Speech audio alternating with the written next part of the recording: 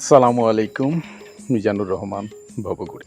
আমাদের শিলং ট্যুরের এবারের পর্ব মেঘালয় রাজ্যের সবচাইতে আকর্ষণীয় tourist spot Cherrapunji eco park, Nohkalikai falls, seven sisters false.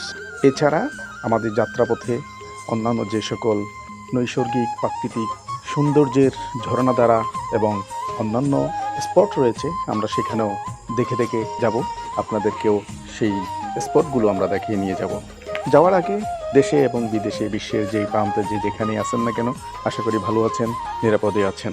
আমাদের মিজানুর রহমান ভবঘুরের পক্ষ থেকে তাদের সবাইকেই শুভেচ্ছা অভিনন্দন।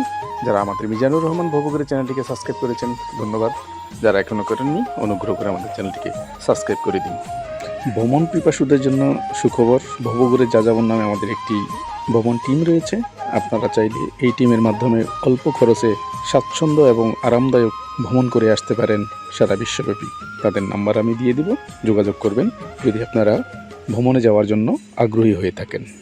আজ আমরা সকাল ঠিক 8টায় আমাদের ব্রেকফাস্ট শেষ করে শহরের পুলিশ বাজার চত্বর থেকে যাত্রা আরম্ভ করলাম। এক এক করে যতগুলো স্পট আছে আমরা দেখে যাব।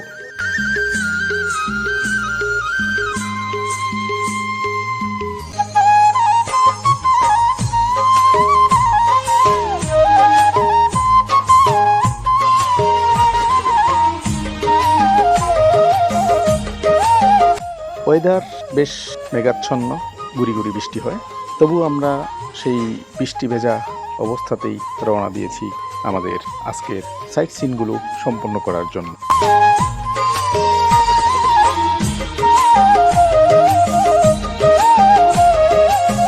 এই পথে প্রায় 35 কিলোমিটার রাস্তা পেরিয়ে আমাদেরকে যেতে হবে প্রত্যেকটি গন্তব্যে।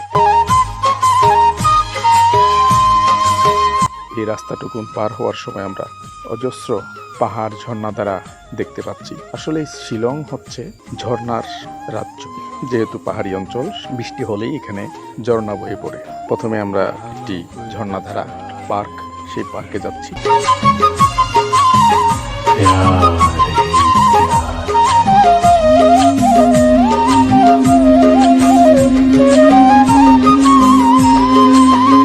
এই আকাশে দেখতে পাচ্ছেন প্রচণ্ড রকম মেঘ এবং সঙ্গে বৃষ্টি, যার কারণে আমরা এই পার্কের নিচের দিকে একটি ঝর্ণা আছে, সেই ঝর্ণা পর্যন্ত পৌঁছতে পারবো না, কারণ এই সিঁড়িগুলো ডিঙিয়ে যাওয়াটা খুব রিস্কের কাজ হবে। সে কারণে আমরা সেখানে না যাওয়ার সিদ্ধান্ত নিয়েছি। উপর থেকে যতটুকু সম্ভব দেখে নিলাম। যদি বৃষ্টি না থাকতো আমরা সেখান অবধি যেতে পারতাম, আপনাদেরকে দেখাতে পারতাম সেখানকার প্রাকৃতিক পরিবেশটুকু। ইনশাল্লাহ কোনো এক সময় আবার যখন আসবো, স্বাভাবিক পরিবেশে আমরা সেখানে যাব।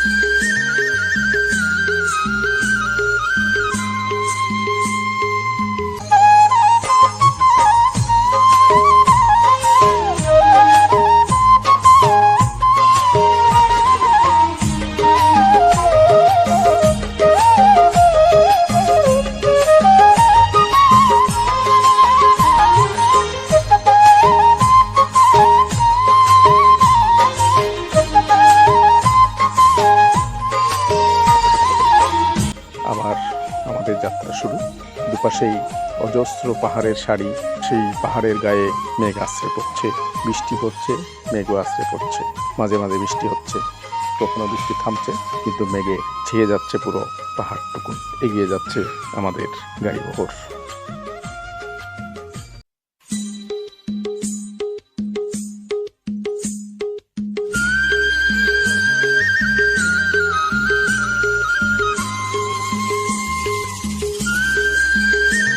মাঝে মাঝে চলতি পথে এতই পরিমাণ বৃষ্টি হচ্ছে, আমরা বাহিরের কিছু দেখতে পাচ্ছি না।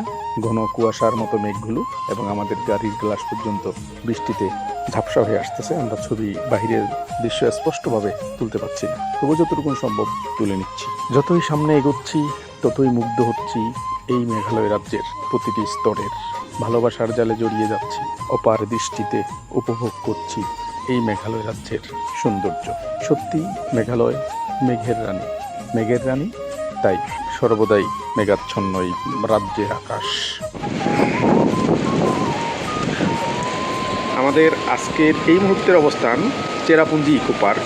এই ইকো পার্কে আজকে এত পরিমাণ বৃষ্টি এবং মেঘ, একটু পরপরই পুরো অন্ধকারে আকাশ ঢেকে যায়, আশপাশের সমস্ত এলাকা অঞ্চল ঢেকে যায়। আমরা 2 মিনিট আগে হঠাৎ করে দেখলাম এখানে পুরো পরিষ্কার, তো এখন দেখলাম এই যে দেখেন কিচ্ছু দেখা যাচ্ছে না, মনে হচ্ছে গভীর রাত, পুরো আকাশ এখন বৃষ্টিটা কমে গেছে। এখন এই মুহূর্তে মেঘ আছে, এগুলো হচ্ছে সব মেঘ। নিচে নেমে ভিডিওগুলো করতে পারতাম, যদি নিচে নামা যেত, ভিডিও করা যেত, তাহলে খুব সুন্দর ভিউ আসতো, আপনাদেরকে দেখাতে পারতাম। অসাধারণ এই যে মেঘগুলো বেশি হচ্ছে দেখছেন। আমাদের এখানে একটা ছাউনি আছে, সেই ছাউনির উপরে আমরা দাঁড়িয়ে আছি, এইগুলো বেশি যাচ্ছে।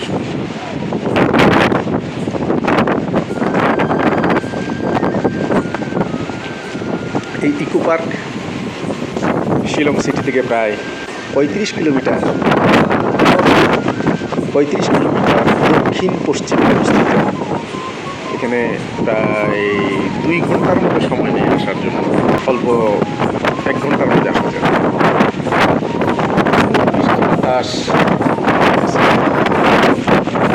পথিমধ্যে আমরা ছোট বড় অসংখ্য ঝর্ণা, যখনই রাস্তার উপরে কোনো ঝর্ণা দেখি তখনই আমরা দাঁড়িয়ে পড়ি, উপভোগ করি সেই ঝর্ণার সৌন্দর্য।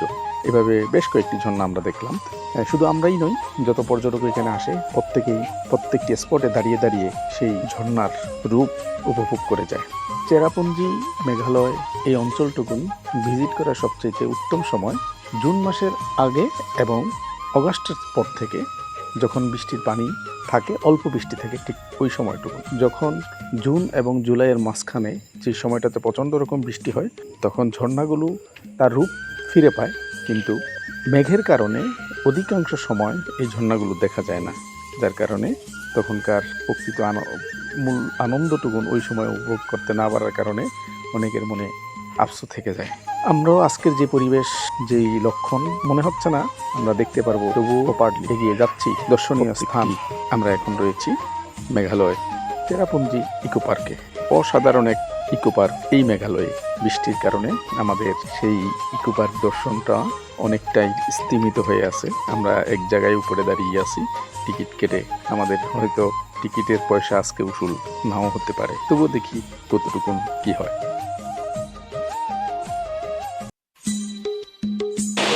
করেন প্রচণ্ড বৃষ্টি হচ্ছে, মেঘগুলো আমাদেরকে ছেয়ে যাচ্ছে, আকাশে মেঘ ভেসে যাচ্ছে। এখানে আরও অসংখ্য পর্যটক যারা আমাদের মতো করে এখানে আসছেন। দূরে তাকালে কিছু দেখা যায় না, শুধু মেঘ আর মেঘ। এই সেই মেঘের রাজ্য মেঘালয়। হাজার হাজার ছোটো বড়ো ঝর্ণা এই মেঘালয় থেকে উৎপত্তি। যখন এখানে মেঘের পরিমাণ বাড়ে এবং বৃষ্টির তীব্রতা বেড়ে যায়, তখন বাংলাদেশের উত্তরাঞ্চল, সিলেট পূর্বাঞ্চল, এই অঞ্চলে বন্যা দেখা যায়। ওভারফ্লোর কারণে তখন এখানে বন্যা হয়। আমরা এখন সেই মেঘের রাজ্যে যাচ্ছি। তাহলে মিজানুর রহমান বাবুগুড়ি।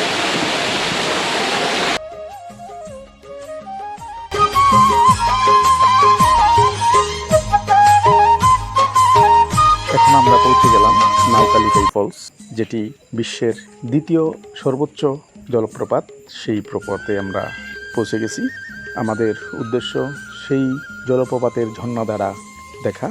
যেহেতু প্রচণ্ড রকম মেঘ ভেসে বেড়াচ্ছে আকাশে, আমাদের সামনে যা কিছু আছে স্পষ্ট আমরা কিছুই দেখতে পাচ্ছি না, শুধু ঝর্ণার পানির শব্দটুকু আমাদের কানে ভেসে আসছে, কিন্তু ঝর্ণার গতিধারা আমরা দেখতে পাচ্ছি না। জল গড়াচ্ছে সেটা আমরা দেখার সুযোগ পাচ্ছি না এখন পর্যন্ত।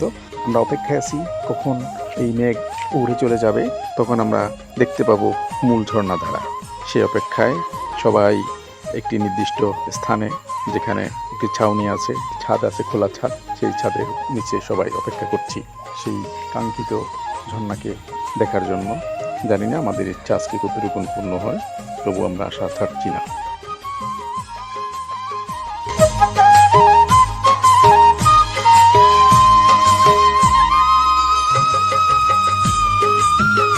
দীর্ঘক্ষণ অপেক্ষা করলাম আজকে এই ঝর্ণা দেখার জন্য। আজকের যে ওয়েদার, মনে হচ্ছে না আজকে আমরা এই ঝর্ণা দেখতে পারবো। পরিশেষে ব্যথিত হৃদয় নিয়ে ফিরে যেতে হচ্ছে আমাদেরকে এই ঝর্ণা দ্বারা থেকে।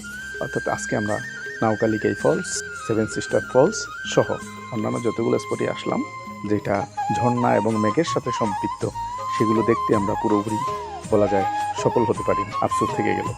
ইনশাল্লাহ পরবর্তীতে কোনো একদিন আমরা আবার এসে দেখে যাব এই কাঙ্ক্ষিত স্পটগুলো।